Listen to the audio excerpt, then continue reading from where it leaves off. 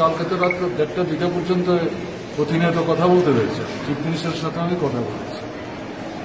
ওখানে কি একটা মেলা হচ্ছে গত বেশ কিছুদিন যাবত।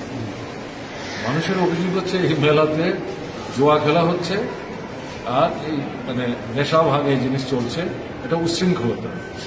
এখন তো বিজেপি সরকার সব জায়গায় তাই হচ্ছে। সাধারণ মানুষ কিন্তু যেখানে মেলা টেলা হয় তারা এটাকে পছন্দ করেন না, তারা বোধ এটার বিরুদ্ধে।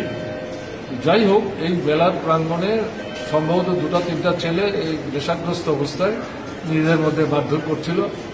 এই যে ছেলেটি, ট্রাইবেল যে ছেলেটি, সে গেছে এটা থামাতে, বন্ধ করতে, তাকে উল্টো তার উপরই আক্রমণ করেছে।